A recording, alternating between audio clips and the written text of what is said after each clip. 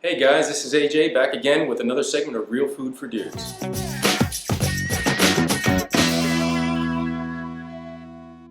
Today we're going to be doing Cuban adobo. You can't go to any Cuban kitchen without finding adobo of some sort. It's such an essential ingredient to Cuban cooking. This fragrant marinade of garlic, sour orange juice or lime juice, cumin, oregano, and salt is so wonderfully fragrant and tasteful that it can go with almost any type of food product, any type of meat or fish product. Today what I'm doing is marinating some pork chops, and I know last week I showed you a marinated pork tenderloin in West Indian seasoning, but this is another form of preserving meat, originally what it was conceived for, but this nowadays is just to keep the meat juicy and so flavorful. I use this in so many recipes and I wanted to share it with you. Now, the base recipe is a sour orange juice or lime juice, garlic, salt and cumin and oregano, but I've added a little bit to it. I add a little bit of chipotle pepper to give some spice and some honey to tone down the spice and give a little bit of sweetness. I love this recipe. It's great for anything and I know you'll enjoy it. So watch, enjoy, and please share. Thanks. Take care. I have all the ingredients here for the Cuban adobo sauce. Now, adobo is much different than, Cuban adobo is much different than what you would find in the store under the brand name Goya. What that is a powdered mixture with some powdered chicken stock, garlic, some other herbs and spices like that. That kind of tries to mimic the fresh flavor of Cuban adobo. Cuban adobo is made from sour oranges. We don't have those in the United States, or it's more of a tropical region.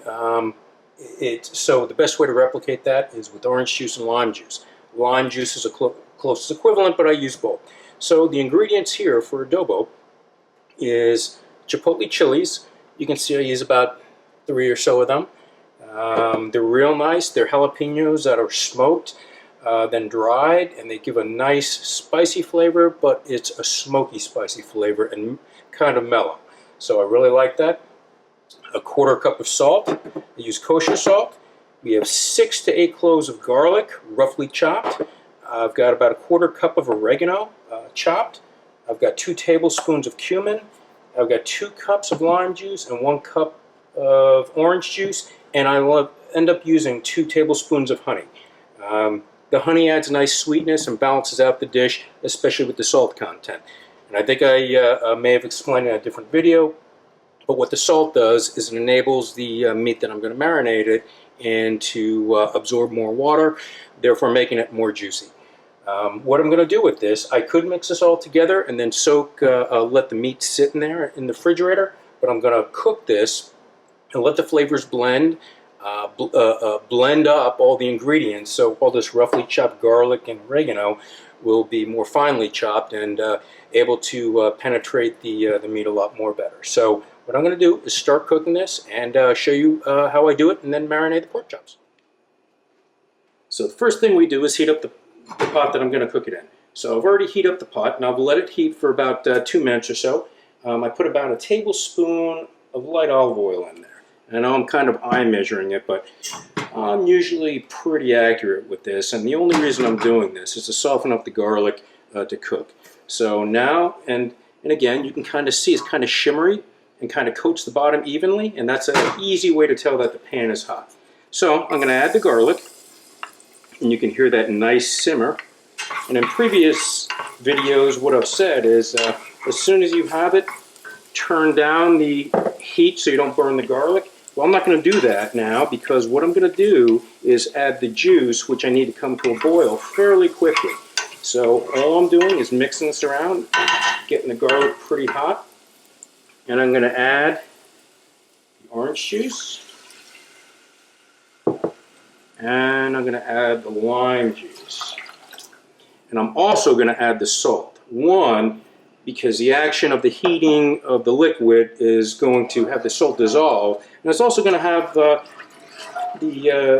liquid come to a boil more quickly. Now this wasn't cold, the orange juice and lime juice were at room temperature, so it should come to a boil fairly quickly. What I'm going to do is I'm going to let this come to a boil, but I'm also going to boil it and reduce it by about 1/3. Okay. How am I going to tell exactly by a third? Again, it's eye measuring it, but it's probably going to simmer once it comes to a boil. I'm going to reduce it down by half to about half temperature and let it simmer for about 10 to 15 minutes. I'm going to keep my eye on it and just see. And I'll be back and I'll show you what it looks like when it's about ready to take off the heat.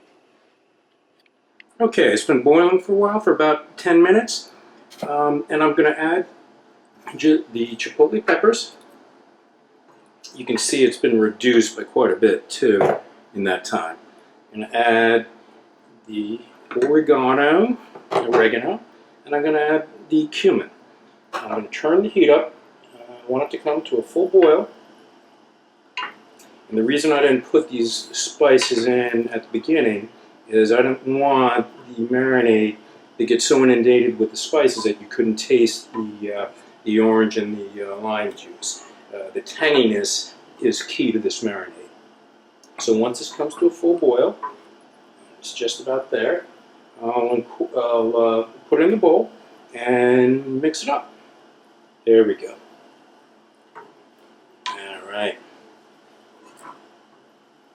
Okay, I'll turn that off and we'll mix this up and get the get the pork chips. Okay, I'm going to take the mixture and pour it in the bowl here. You'll believe how wonderful this smells. Aside and mix this up. And that's blended. The final phase is to add the honey. Okay, I don't add this before because if it cooks too much, you'll cook really the flavor out of the honey. And the reason I didn't add the chipotle pepper and the cumin and the oregano before is for the same reason. You'll overpower the flavors. I've said this on various videos, but it's really key that different ingredients cook at different times to get the maximum flavor value out of them. Okay, mix this up just a bit to get that honey incorporated in there. And I'm going to put pour this over the pork chops and let this marinate for a few hours. Okay, I've used this marinating pan in the past before when it came to the pork tenderloin, and I'm going to do it with the pork chops as well. It's a great pan, and I recommend that you get, if not this, but something similar that you can just put the marinade in and not worry about it. Okay, so see, I'm just going to pour this over here, and this has got little ridges on the bottom, so the material, the marinade gets underneath it as well. So that's nice, and I know it's a little hot still. It's not hot enough, and I'm not boiling the pork chops over the stove, so it's not going to cook it, but it will heat it up a little bit.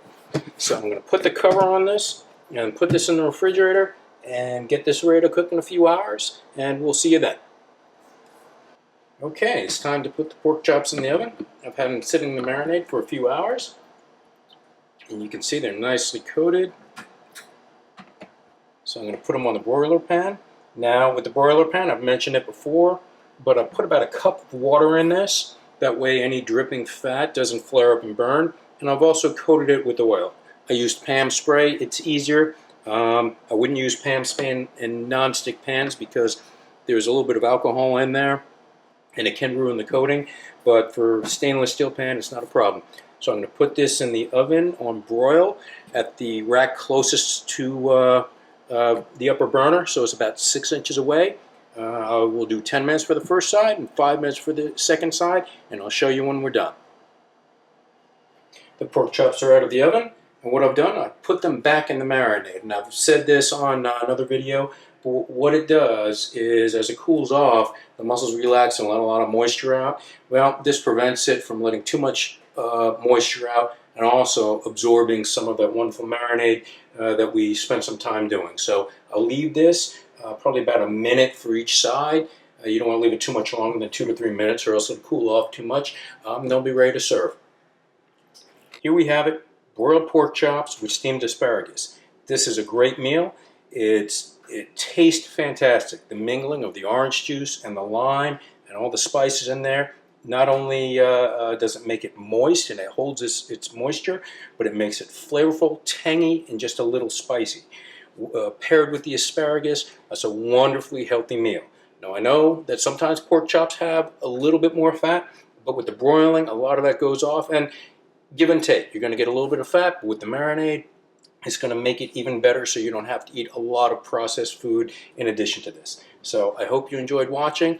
Thanks again, and until next time, take care.